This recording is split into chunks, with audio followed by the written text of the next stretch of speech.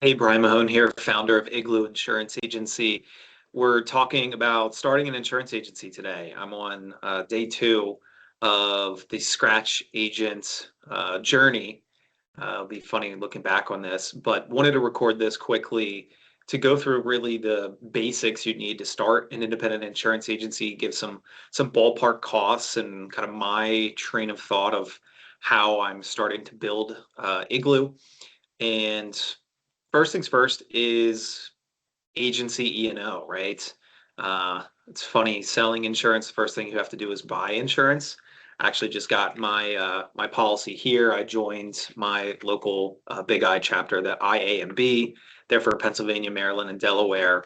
They have a pretty awesome program through Utica National Insurance Group. Got a million each occurrence, 2 million aggregate with a low deductible or retention for like $1,500 a year. Billed monthly with no, installment fees or issues there. So highly recommend that program.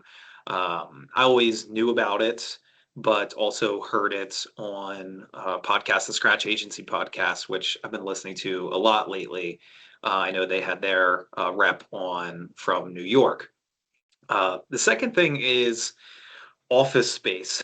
The world has changed a lot since COVID. I think the hybrid model is here to stay, whether you're, a corporate producer or whether you own your own business, but being in a physical office away from home 2 or 3 days a week, I think is the way to go. I did a small 6 month stint working 100% remotely, and I didn't love it. And I've also, remember the days of driving and commuting to an office Monday through Friday, 9 to 5, which I didn't like as well. So we have a happy medium here that we're kind of holding ourselves to. But I found a pretty sweet office space, 300 square feet. It's $350, including internet. I don't pay water or utilities or anything. There's a bunch of kind of small business owners in the 3 story building. There's psychiatrists and photographers. So highly recommend you find something like that. I actually got some physical signage outside of the building as well, which is nice. Maybe I'll put a little picture of that in this video in post editing. Another thing I've always wanted to do, you have to deal with your own licensing. Of course, there's Agency Edge or Producer Edge, kind of the CRCON software, and I use that for renewals. But for new entity licensing, I found a firm in Indiana called Supportive Insurance Services, which really just outsources it. It kind of doubles the cost of the licensing, but I think it's reasonable to not want to pull your hair out. The first agency I started working at in the industry um, had LegalZoom. So we kind of did it ourselves and had dealt with the registered agent offices or addresses through LegalZoom, and it was a huge pain. So I'd rather just, focus on running the agency and not being a licensing compliance specialist. So we're working with them. Another thing you have to worry about is carrier appointments, right? We were lucky enough to kind of put a bug in Erie Insurance Company's ear for a number of years, and they had an opening in my area for their scratch agent program, which is really competitive, or not competitive, but what word am I looking for? Generous is the word I'm looking for. So basically, they help you start and fund the agency for 12 months and give you some incentives to grow it organically, which is nice.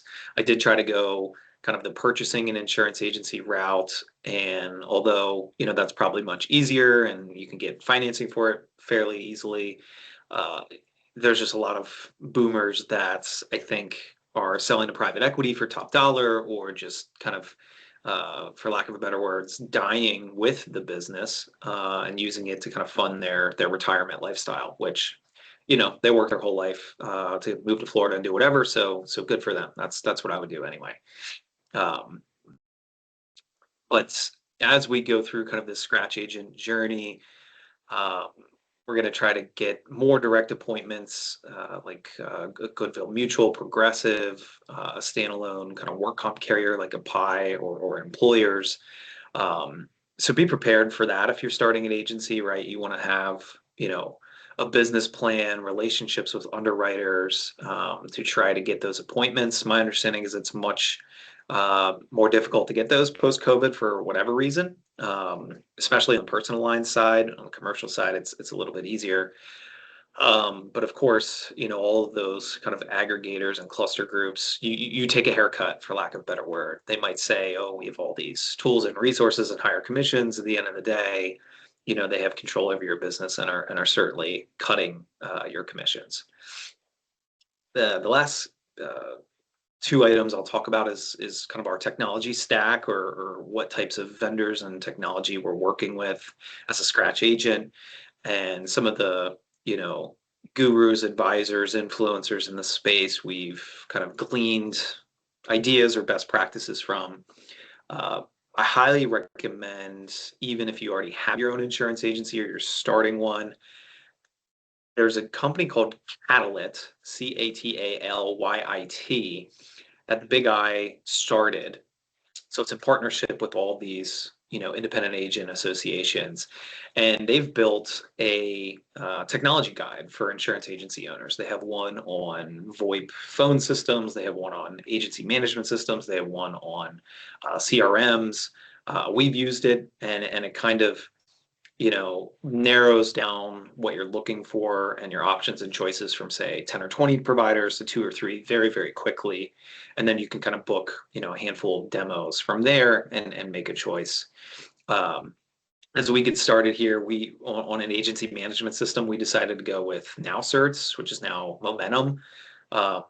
Reason being is, there's no big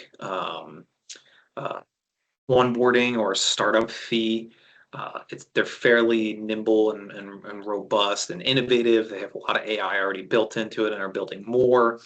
They have an automation kind of workflow section, and really their core offering is, hey, get certificates of insurance out the door as quickly and easily as possible with some self-service options for your clients, which is great for small business contractors or kind of commercial work. We were very close to going with Hawksoft. Met those guys, great guys with Purple Cow. They really take care of their clients. Just was a little bit, I think, more too robust for us just starting out. The second thing we looked at was phone systems, and narrowed it down very quickly to Ring Central and Lightspeed, and went with Lightspeed because of specializing in independent insurance agencies and having a bit better customer support. I got 3 extensions: phone, fax, and text message for $125 a month. And when folks call the agency, they will pop up in our agency management system. And I thought that was worthwhile and pretty straightforward. The last thing we're considering adding here pretty soon is a CRM. There's a lot of them out there. Looked at Better Agency, Agency Zoom, kind of narrowed it down to those 2 fairly quickly based off Catalyt's guide. And Agency Zoom kind of seems like the go-to. You can automate Google reviews, which is important for us. We're kind of a modern digital marketing focused niche agency approach. And with that, we also heavily invested in a digital marketing agency that, again, specializes in independent insurance agencies. Convertu is the name of the firm. They work out of Denver, Colorado, and kind of go beyond what the advisors involved in the Bright Fires of the world do, where the sites are a little less expensive and a little bit more cookie cutter. This is like a full-blown custom workup, and they integrate some SEO and blogging and videos and things of that nature. So I didn't want to become the digital marketing specialist. I can, of course, record videos. We're still working on getting our lighting right, but felt very strongly in kind of the first big investment into digital marketing, starting an agency in 2025. There's also a ton of kind of influencers in the space, right? I mentioned the Scratch Agency podcast is great. David Carruthers and Killing Commercial, and the Power Producers podcast is another great one. I even had a call with Ryan Hanley, who a lot of folks know started a company called Rogue Risk, and I really liked that alliteration. Kind of Sally sold seashells by the seashore, so we have the Igloo Insurance. Very easy, simple, 2 words, memorable. So that's something I kind of stole from Rogue Risk with the double R's. But these folks are great. I mean, they can give you great ideas, ways to feel like you're not alone, because here I am talking to a computer in a room by myself where I spend many, many hours now. And as you kind of think through your business plan for your agency startup, because a lot of times either bankers or carrier partners want to see those and be involved with those, right? So Erie was very involved in kind of tweaking mine, which was great because right, they're invested in my success, I'm invested in their success. My kind of go-to-market strategy is kind of a 4-pronged approach. One is I definitely believe the riches are in the niches, right? I've got nicknamed by my RT specialty broker, Cyber Guy Bry. So I've always been very interested and gone deep in cyber liability and cyber risk management, cyber insurance. One of the ways I did that is I actually went through Chubb and Carnegie Mellon's CyberCope insurance certification program, which is like a 9-month program. I think it costs, $5,000. I think Chubb ended up paying half the tuition, and my agency at the time paid half the tuition. But that's has been helpful talking to executives in the healthcare space or manufacturing, really any folks who kind of care about cyber. So again, going back to the marketing plan, one of the prongs to this 4-prong strategy is I do these speaking engagements all the time. They can kind of be tweaked based off the audience. I've done them for, Rotary clubs. I've done them for CEO roundtables. I've done them for trade associations. I've done podcasts. I've done them for cybersecurity folks who do continuing education, want to learn about the cyber insurance industry. So that's been helpful. Can I tie a specific dollar amount of revenue to it? No. But do folks know me because of it? Yes.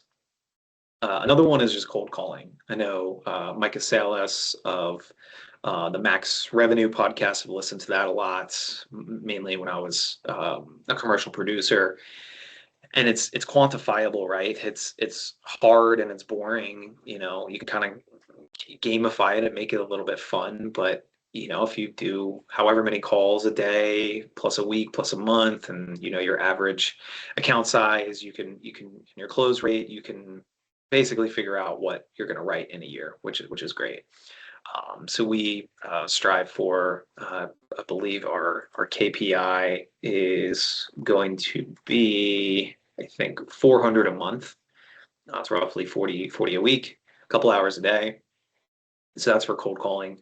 That's 2 prongs to this kind of go-to-market strategy. And another one's direct mail.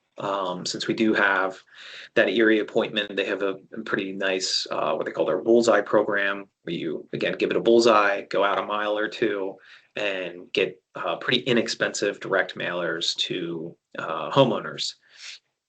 The last one, again, building off trade associations and riches in the niches, we plan, 6 different niches we're going after, or niches, however you want to pronounce it, and joining, 1 trade association for each of them, and really getting involved, offering value, setting up early for events with them, helping them clean up, just trying to be of service and help folks.